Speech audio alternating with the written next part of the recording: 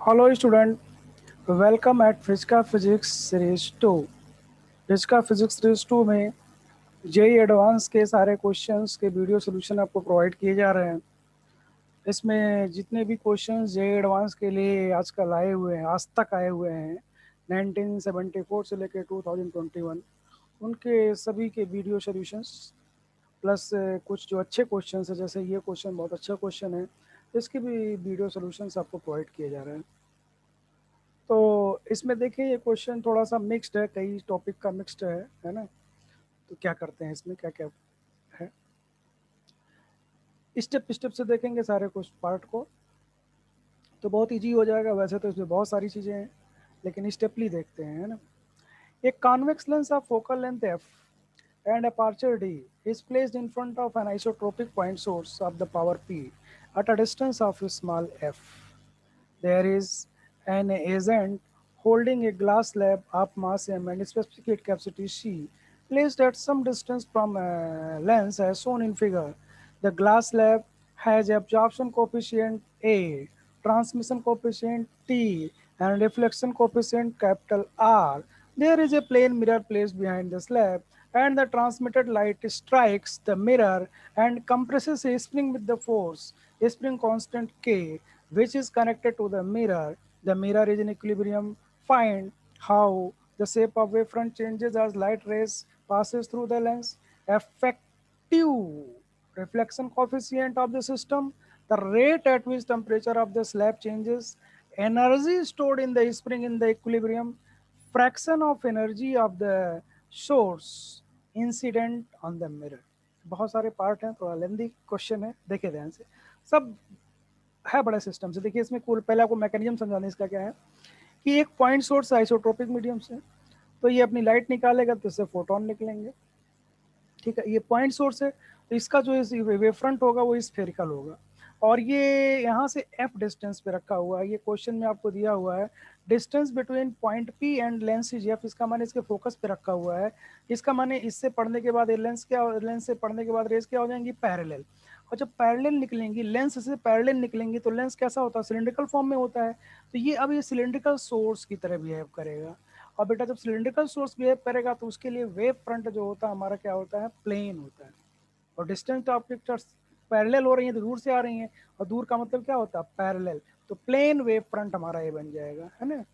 Plane wave front बन जाएगा, इसके लिए डिस्टेंट ऑब्जेक्ट है। तो ये एक तो पहले पार्ट का आंसर आंसर यही हो गया, हाउ से wave front of changes light रे passing through the lens.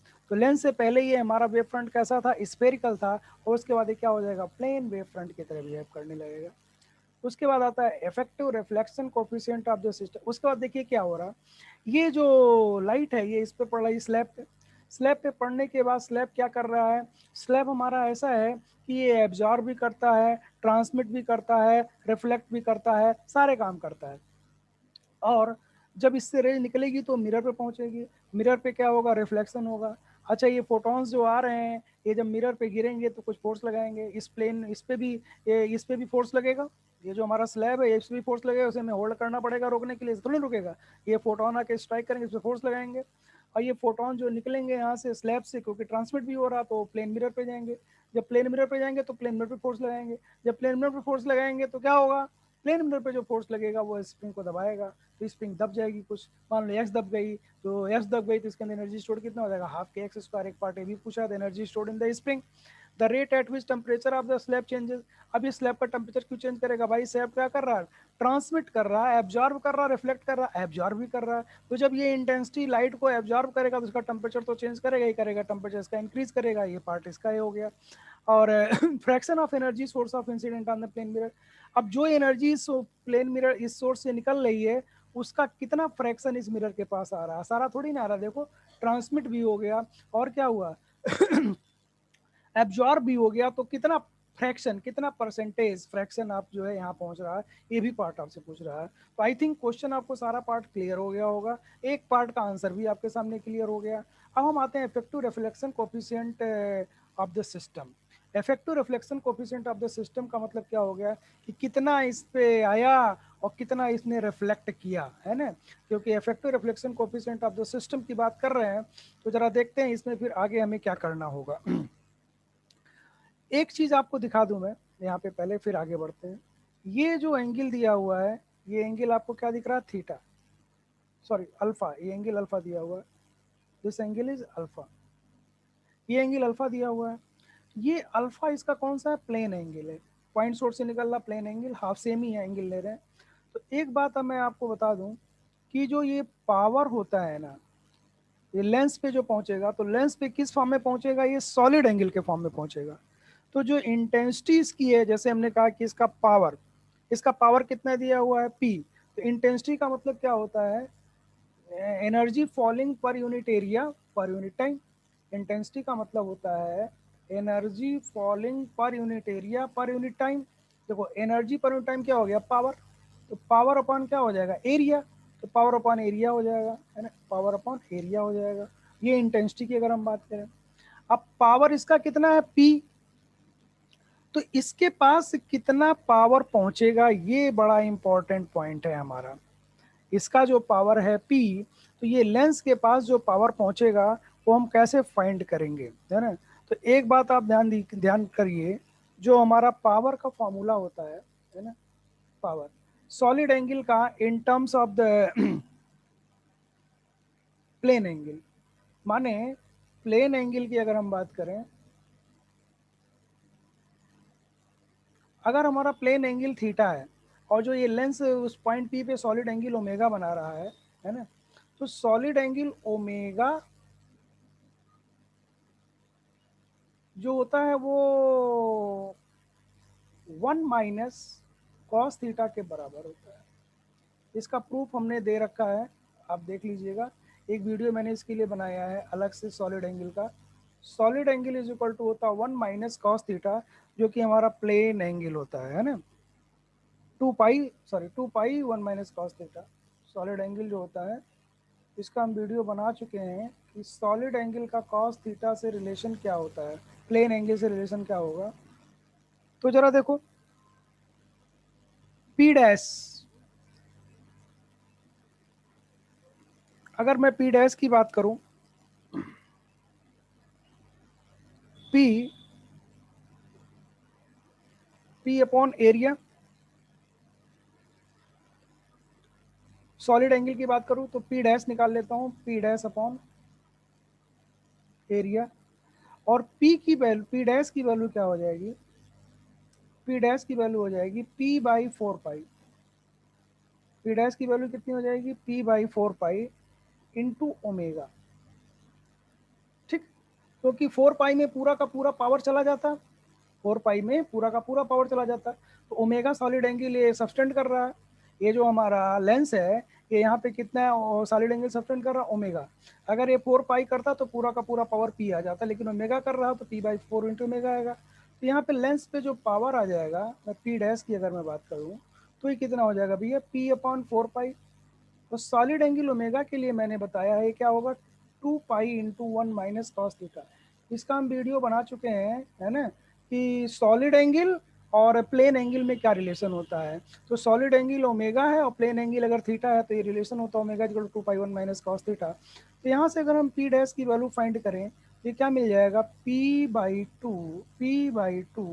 1 - cos theta. ये हमारा हो गया पावर। अब जरा इंटेंसिटी की बात कर लो। जो हमारी इंटेंसिटी है इसकी, वो कितनी हो जाएगी? पी डैश अपॉन ए। तो ये हो जाएगा, पी डैश की जगह लिख देते हैं P by two 1 - cos theta. तो P into 1 - cos theta by two. Area को हम क्या लिख सकते हैं यार? एरिया हमारा क्या हो जाएगा? पाई, एरिया हमारा क्या हो जाएगा? 4 पाई डायमीटर इसका कितना है? D by two. तो डी बाई टू का स्क्वायर। तो कुल मिला के कितना हो जाएगा? I is equal to P by two 1 - cos theta. P 1 - cos theta by 2 pi D square. 2 pi D square. This is the intensity, कौन सी इंटेंसिटी है, this is the intensity of this wave, this, इसकी intensity ये I आ गई, ये intensity आ गई, ये intensity आ गई, यही इंटेंसिटी जा करके क्या करेगा, इस लेंस पर गिरेगा हमारा, सॉरी इस स्लैब पे गिरेगा, यही आई इंटेंसिटी आ करके हमारा इस क्या कर रहा है, स्लैब पे गिर रहा है, जो आई हमारी इंटेंसिटी हो रही है। समझ पाए बात को, देखो इसकी इंटेंसिटी तो कुछ और है, यहाँ से निकलने के बाद इस लेंस पे जो पहुंचेगा, इस पे जो लेंस पे पहुंचेगा, सॉरी इसका पावर कुछ और है, यहाँ पावर कितना है पी, तो यहाँ पे जो पड़ेगा इंटेंसिटी का मतलब क्या होता है, energy per unit area per unit time, तो एनर्जी पर यूनिट टाइम मैंने पावर, तो पावर अपॉन एरिया। अब यहाँ पावर आ कितना रहा है, तो पावर के लिए मैंने कहा ना कि ये 4 पाई होता तो पूरा का पूरा पावर इस पे आता, पर ये एंगल कितना बना रहा ओमेगा, तो जो ओमेगा एंगल बना रहा तो पावर कितना आएगा, P/4 pi into omega, omega solid angle है, सॉलिड एंगल और इसका जो एंगल है प्लेन एंगल, इनके बीच का रिलेशन ये होता है 2 पाई 1 - cos थीटा। ठीक है, तो this is the intensity, intensity की वैल्यू जरा मैं इस साइड में लिख लेता हूँ, इंटेंसिटी हमारा कितना मिला, P1 - cos θ/2 पाई d², तो इंटेंसिटी की वैल्यू मिली I इज इक्वल टू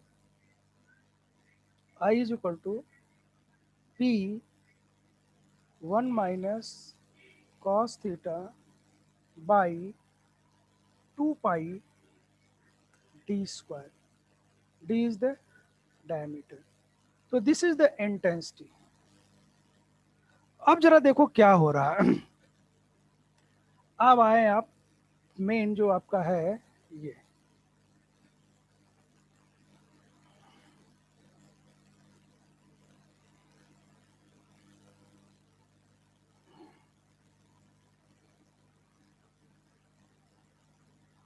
ठीक, ये हमारा हो गया लेंस, और ये हमारा हो गया मिरर।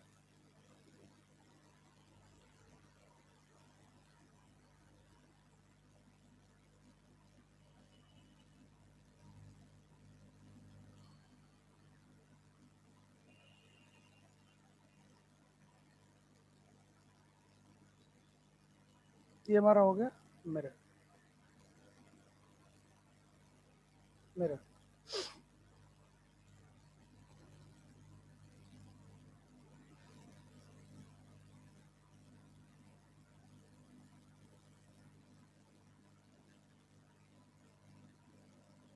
अब जरा देखो हो क्या रहा, ये जो है इस पे रे आ रही है हमारी, जो इंसिडेंट हो रही है, आई इंटेंसिटी की रे इंसिडेंट हो रही है, ये आई इंटेंसिटी की रे इंसिडेंट हुई इस पे, ठीक, आई की इंसिडेंट हुई, तो ये ट्रांसमिट कितना करेगा, जब ये ट्रांसमिट करेगा, देखो ये इसके अंदर आई, उसके बाद इसने क्या कर दिया, ट्रांसमिट कर दिया, इसने ट्रांसमिट कर दिया, यहाँ आई आई, तो यहाँ पे आई टी ट्रांसमिट हो गया, आई टी ट्रांसमिट हो गया। अब उसके बाद आई टी ट्रांसमिट हुआ तो ये क्या करेगा, रिफ्लेक्ट करेगा, ये क्या करेगा, रिफ्लेक्ट करेगा, देखो तो ये रिफ्लेक्ट करके यहाँ भेज दिया आई टी। अब ये आई टी रिफ्लेक्ट होकर के आया, तो अब फिर ये क्या करेगा, कुछ एडमिट करेगा और कुछ ये क्या करेगा, ट्रांसमिट करेगा, तो जो ये ट्रांसमिट करके यहाँ पे आएगा, अब आप देखो ये जो ट्रांसमिट करके आएगा, ये कितना हो जाएगा, I0, देखो अभी दिखाता हूँ ये कितना हो जाएगा, इसकी वैल्यू दिखाता हूँ, ठीक। और यहाँ देखो ये जब इस पे पड़ा है तो इसने भी रिफ्लेक्ट किया है, इसने जो रिफ्लेक्ट किया है फिर वो इस पे आ जाएगा, जो भी रिफ्लेक्ट करेगा, अब ये जो रिफ्लेक्ट करेगा वो ट्रांसमिट होकर के फिर इस पे आ जाएगा, अब फिर ये क्या करेगा, यहाँ से इस पे इधर आएगा, सॉरी इधर आएगा,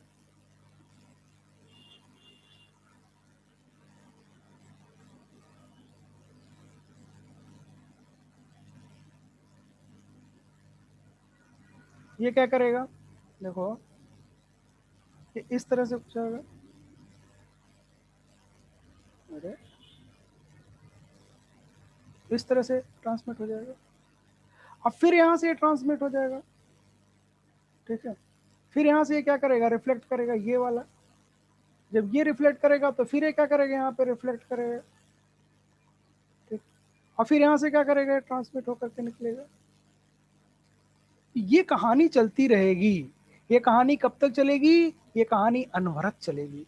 देखो जरा ध्यान से, एक और रे यहाँ से आएगी, इसको तो मैंने रिफ्लेक्ट ही नहीं किया, इसको मैं रिफ्लेक्ट करके दिखा दूँ। ये यहाँ से रिफ्लेक्ट हो जाएगी पहली, ठीक है, क्योंकि रिफ्लेक्ट हुई, एब्जॉर्ब हुई, ट्रांसमिट हुई, ये तीनों चीज दिखा रहा हूँ। अब आप देखो, ये जो है आई इंटेंसिटी की रे आ रही थी, तो ये रिफ्लेक्ट कितने की करेगी? आई, इसका रिफ्लेक्शन कोफिशिएंट कितना? आर, तो आई आर रिफ्लेक्ट हो गया, देयर इज नो प्रॉब्लम। अब देखो ये आई की आ रही, तो ये ट्रांसमिट कितना करेगा? आई टी, क्योंकि ट्रांसमिशन कोफिशिएंट इसका कितना है? टी, तो आई टी ट्रांसमिट किया। अब ये तो प्लेन मिरर है, आई टी गया तो यहाँ से आई टी ही लौटेगा, प्लेन मिरर तो जरा सा भी एब्जॉर्ब नहीं करेगा, सब कुछ भेज देगा। अब ये जो आई टी आया, अब ये क्या होगा? यहाँ पे एडमिट होगा, है ना, यहाँ पे एब्जॉर्ब होगा थोड़ा सा, और फिर ये क्या करेगा? ट्रांसमिट होगा। तो जब एब्जॉर्ब हो गया और ट्रांसमिट हो गया, तो आई टी का ट्रांसमिट होकर कितना हो जाएगा? आई टी इंटू टी, तो हो जाएगा आई T square. I T square transmit हो गया। अच्छा ये आई टी है, तो ये रिफ्लेक्ट करके कितना करेगा? आई आर टी करेगा, क्योंकि आर इसका रिफ्लेक्शन कोफिशिएंट है, आई डी आर टी आया। तो ये फिर कितना हो जाएगा हमारा? आई आर टी हो जाएगा। जो ये मिरर पे गया, मिरर से वही रिफ्लेक्ट होकर आ जाएगा, तो ये आई आर टी हो गया। अब देखो ये आई आर टी है, तो फिर यहां से ये रिफ्लेक्ट होकर के क्या हो जाएगा? I R square T, reflect हुआ ना, तो ये हो जाएगा आई आर स्क्वायर टी। तो फिर ये रिफ्लेक्ट होके कितना हो जाएगा? I R square T. अच्छा देखो ये आई आर टी आ रहा था, तो यहाँ पे ये रिफ्लेक्ट होकर के कितना जाएगा? ट्रांसमिशन, तो आर टी से मल्टीप्लाई करना पड़ेगा, I R T square, I R T square हो गया। इसी तरह से देखो ये आई आर स्क्वायर टी था, आई आर स्क्वायर टी था, तो ये यहां से लौट करके क्या हो जाएगा? I R square T square. बोलो यार, आई आर स्क्वायर टी स्क्वायर। फिर ऐसे आई आर क्यूब टी स्क्वायर हो जाएगा, है, एंड सो ऑन। और ये देखो आई आर स्क्वायर टी, आई आर स्क्वायर टी। ये देखो ये आई आ रहा था, तो एडमिट कितना किया इसने? आई ए, जरा ध्यान देना, आई ए ये एडमिट किया। फिर देखो इस पे यहां से लौट करके कितना आया? I T. तो आई टी में ए एडमिट किया है, तो ये क्या बन गया इसका? आई ए टी। जो एब्जॉर्ब किया रहा है यहाँ पे क्या हो रहा? आई ए टी, ध्यान देना। फिर उसके बाद ये लौट करके क्या आ रहा? I R T. तो ये हो जाएगा आई ए आर टी, माने आई आर टी ए। फिर यहाँ से I square, I R square T आ रहा, तो हो जाएगा I R square T A. समझ पा रहे हो? I R square T A. इसी तरह से I R cube T A. तो ये प्रोसेस जो है इनफाइनाइट टाइम तक चलता रहेगा। और जब ये प्रोसेस इनफाइनाइट टाइम तक चलता रहेगा, तो भाई देखो अब हमें क्या निकालना है? Effective reflection coefficient. Effective reflection coefficient कैसे निकालेंगे? Reflected intensity from the slab mirror system निकालते हैं। Reflected intensity, reflected intensity reflected intensity from slab mirror system, from slab mirror reflected intensity from slab mirror system कितना हो जाएगा? इसको हम मान लेते हैं I S M, slab mirror system. क्या होगा? देखो स्लैब से जो रिफ्लेक्ट हो रहा है कितना हो रहा है? आई आर, फिर आई टी स्क्वायर, देखो लिखता चला जाता हूँ, I R plus I T square plus I T square R plus I T square R square. आगे मैं लिखा नहीं हूं, लेकिन इसी तरह से आएगा I T square R cube. ऐसे आप चलते चले जाओगे तो न जाने इनफाइनाइट तक जाएगा, ये इनफाइनाइट जीपी बन रहा है।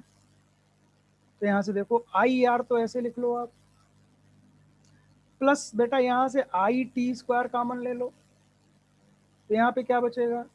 1 plus R square plus so on up to infinity, up to infinity. तो आई एस एम हो गया। उसके बाद क्या होगा, आई आर, ये जीपी बन गई, plus I T square 1/1 - are. तो ये आई एस एम हो गया। आई आर, तो क्या लिख दिया, आई T square, I T square, I T square 1 - I R. अब देखो आई एस एम जो प्लेन मिरर सिस्टम से रिफ्लेक्ट होकर के इंटेंसिटी आई है, और आई क्या है, जो पड़ी थी, जो पड़ी थी। तो अगर मैं यहां से I S M upon I की बात करूं, तो ये कितना मिलेगा, R plus T square upon 1 - आर। यही हमारा कहलाएगा effective reflection coefficient, effective reflection coefficient. This is known as effective reflection coefficient. This is effective reflection coefficient. Effective reflection coefficient. एक पार्ट हमारा ये पूछा गया था ना, दूसरा पार्ट ये पूछा गया था। अब देखो टोटल एब्जॉर्ब इंटेंसिटी की बात करें, सेकंड पार्ट हमारा हो गया ना भाई। देखो क्या पूछा था, wave front effective reflection coefficient of system. अब हम निकालते हैं the rate at which temperature of the slab changes. तो rate at which temperature of the, temperature क्यों चेंज करेगा स्लैब का, तो ये जो एब्जॉर्ब कर रहा है, ये जो एब्जॉर्ब कर रहा है उसकी वजह से इसकी टेम्परेचर चेंज करेगी। तो हम क्या निकाल लेते हैं, total absorb intensity, total absorbed intensity, total absorbed intensity। अगर टोटल एब्जॉर्ब इंटेंसिटी की बात करें तो क्या होगा बेटा, आई, आई ए लिख लें, टोटल एब्जॉर्ब, यस आई ए लिख लें। तो क्या हो जाएगा, आई इंटू ए, ये आई ए सफिक्स में है भाई absorb, I into A plus I A T plus I A T R, I A T plus I A T R square, plus आगे लिखा नहीं हूं, क्या आएगा, आई A T R cube.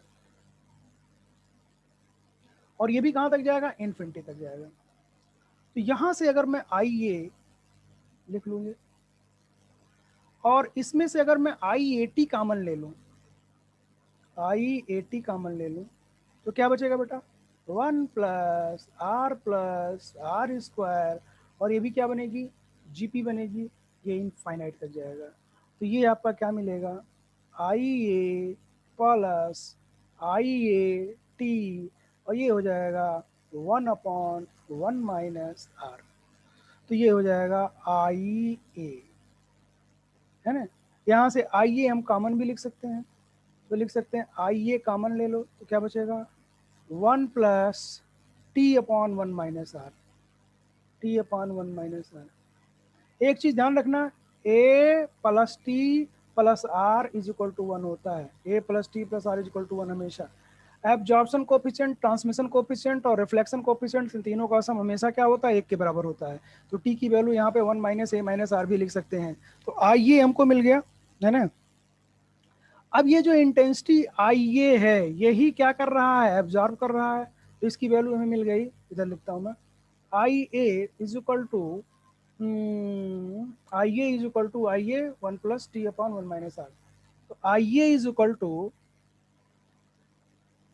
I A is equal to I A plus T, तो T को लिख सकते हैं 1 - a - आर अपॉन 1 - आर, ठीक है।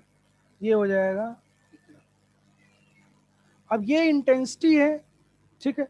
अब इंटेंसिटी इज इक्वल टू होता है energy falling per unit area per unit time. तो इस इंटेंसिटी को हम जरा मल्टीप्लाई कर देते हैं एरिया से। ये कितने एरिया पे गिर रहा है, तो पाई डी स्क्वायर बाई 4। कितने टाइम में गिर रहा है, डी टी, डी टी। तो ये एनर्जी हो गया, इंटेंसिटी था energy falling per unit area per unit time, तो ये क्या हो गया हमारा एनर्जी। और एनर्जी को हम क्या लिख सकते हैं बेटा, एम सी डेल्टा थीटा या डी टी। एम सी क्या लिख सकते हैं, डी टी। ये चेंज इन टेम्परेचर है। तो हमें क्या निकालना था, rate of change of temperature. तो अगर मैं D T upon D T की बात करूं, तो ऊपर वाला डी टी क्या है, चेंज इन टेम्परेचर, और डी टी क्या है, चेंज इन टाइम। तो यहां से क्या मिलेगा, आई ए पाई डी स्क्वायर, पाई D square upon 4 cm, 4 cm, और आई ए की वैल्यू ये रख दीजिए, ये हो जाएगा आई A plus 1 - a - r/1 - r। तो ये होगा D T upon D T, इसी यही है rate of change of temperature. और टेम्परेचर इसका क्या करेगा, इंक्रीज, टेम्परेचर क्या करेगा, इंक्रीज, क्योंकि ये एनर्जी एब्जॉर्ब कर रहा है, तो इसका टेम्परेचर क्या करेगा, इंक्रीज करेगा। Rate of change of temperature हो गया है ना। और बताओ कौन सा पार्ट पूछा था। और इसका एक पार्ट ये है, और इसका एक पार्ट ये है, next part, energy stored in the spring and the fraction of energy source incident on the mirror. पहले मिरर पे हम एनर्जी इतनी पहुंचाते हैं उसको निकालते हैं, ठीक है ना, पहले फिर एनर्जी स्टोर निकालेंगे, क्योंकि उसी एनर्जी से हम फोर्स निकालेंगे ना। तो हम निकालते हैं fraction of energy source incident on the mirror. तो एनर्जी, तो लिखते हैं intensity reaching at plane mirror, intensity, intensity reaching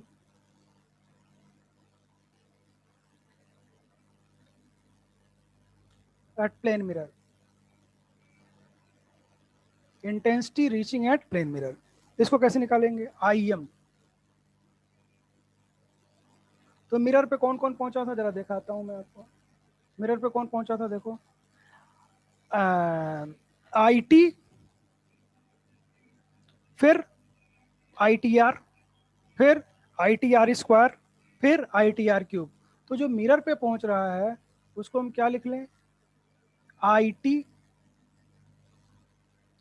plus I T R plus I T R square plus I T R cube and so on, ऐसे ये infinite terms तक चलेगा। तो यहां से आई टी कॉमन ले लो बेटा, तो क्या मिलेगा, 1 + r plus R cube plus कहां तक, इनफिनिटी तक। अब इसको हम क्या करेंगे, आई टी 1/1 माइनस, ये हो जाएगा आई एम, ये क्या होगा, I M, I T 1/1 - r। अब देखो, fraction energy of reaching to the mirror, total कितना था एनर्जी, टोटल एनर्जी कितना था, आई, टोटल एनर्जी कितना था, आई ही तो पहुंच रहा था। तो यहां से हम क्या लिख सकते हैं, देखो, I am fraction energy reaching the mirror, fraction energy, fraction of energy, मतलब टोटल का fraction of energy reaching at the mirror, reaching at the mirror.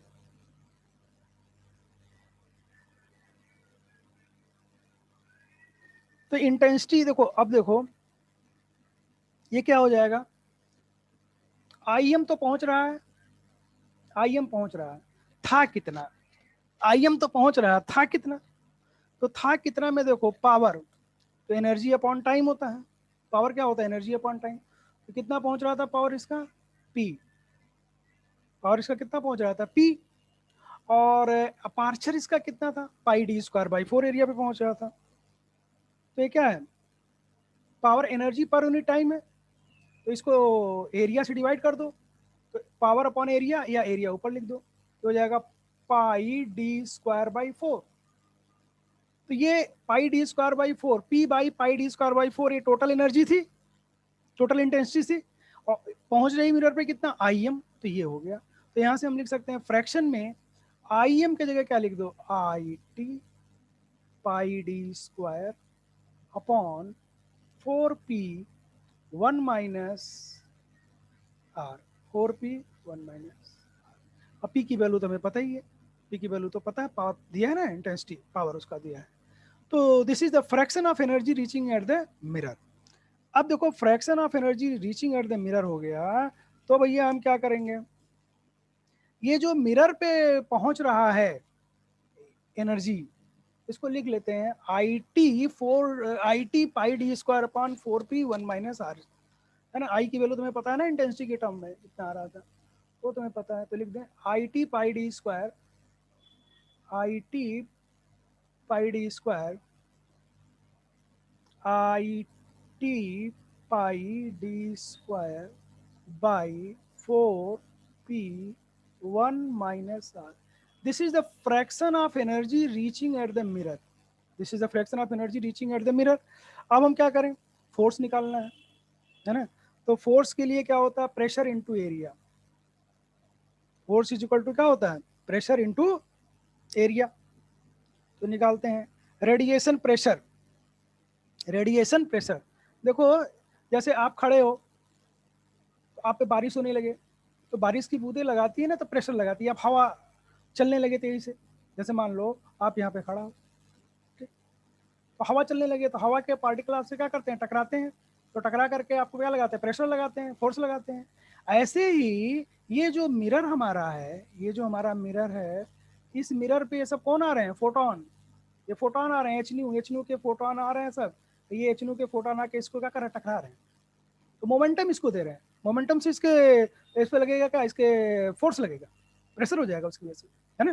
तो जो रेडिएशन प्रेशर, अगर मान लो आई इंटेंसिटी की रे आती है, अगर आई इंटेंसिटी की रे आ रही है, तो जो रेडिएशन प्रेशर होता है, रेडिएशन प्रेशर, इसका भी हम वीडियो बना चुके हैं, इसका आप देख लीजिएगा कि जो रेडिएशन प्रेशर होता है, उस रेडिएशन प्रेशर की वैल्यू बेटा पी इज इक्वल टू होता है 2I/c, P is equal to 2I/c होता है रेडिएशन प्रेशर।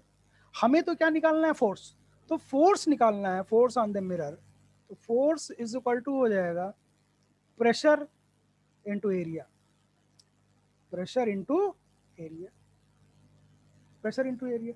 अब प्रेशर हमारा कितना हो रहा है, रेडिएशन प्रेशर 2I, यही जो पहुंच रही है फ्रैक्शन ऑफ एनर्जी, है ना, जो हमारी क्या कर रही है, फ्रैक्शन ऑफ एनर्जी पहुंच रही है, यही है 2, इसको हम क्या नाम दे दें, कुछ नाम दे दो, फ्रैक्शन वाले को नाम दे देते हैं IM डैश, ठीक है।